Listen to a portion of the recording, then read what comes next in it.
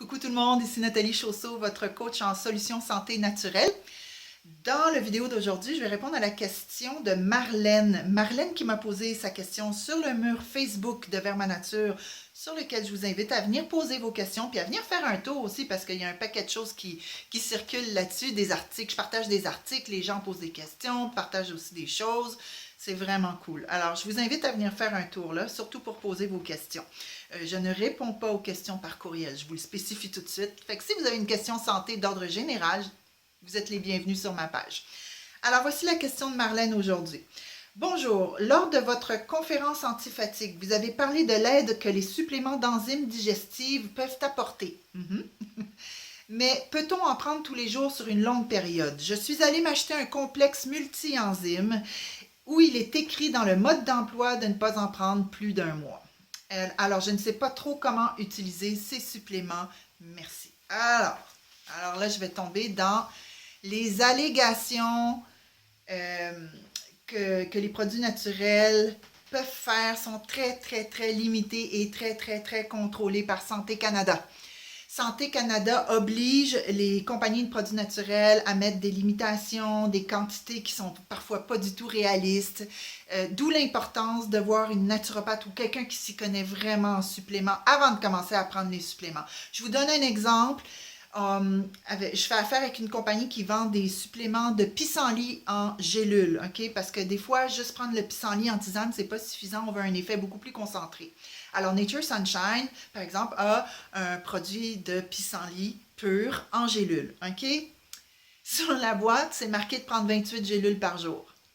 Je sais pas là, mais quelqu'un qui prend 28 gélules, quand on sait qu'une gélule, c'est à peu près une grosse botte de pissenlit.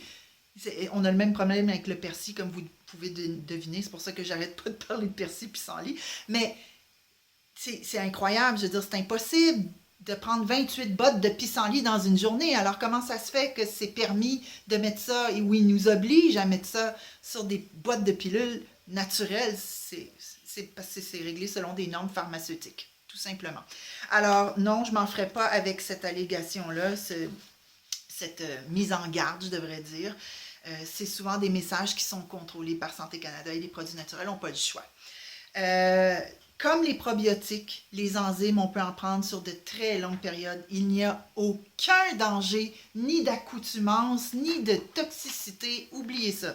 Même des enzymes, il y a des thérapies aux États-Unis qui sont à base d'enzymes pour des gens qui ont des kystes ou des amas bénin, on va dire. Il y en a que c'est malin même. Ils font des thérapies d'enzymes entre les repas pendant que le corps est à jeun parce que les enzymes se garochent, excusez le terme, sur les tumeurs puis ça les mange. OK, alors les enzymes, c'est très bon, c'est nécessaire et veut pas, avec notre mode de vie occidental, souvent on n'en produit plus assez. OK, puis on mange beaucoup cuit, on mange pas beaucoup de cru. Donc un supplément d'enzymes, c'est souvent très adéquat et non, il n'y a pas de danger. Il faut comprendre aussi que les enzymes aident à absorber les nutriments de ce qu'on mange, encore plus. Autrement dit, si vous digérez mal, vous avez le ventre ballonné, vous digérez mal vos protéines, ben vous n'absorbez pas beaucoup de protéines. En prenant les enzymes, vous absorbez encore plus de votre protéine. OK? Et on peut prendre des enzymes à tous les repas, particulièrement ceux qui nous alourdissent. C'est tout simplement ça.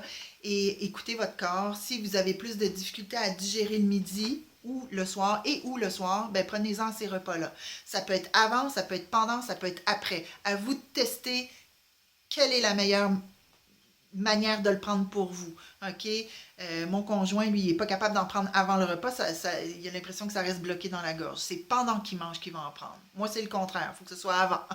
Alors, chacun est différent, chacun est unique et puis c'est ce qui fait notre richesse. Alors, Marlène, j'espère avoir répondu à votre question.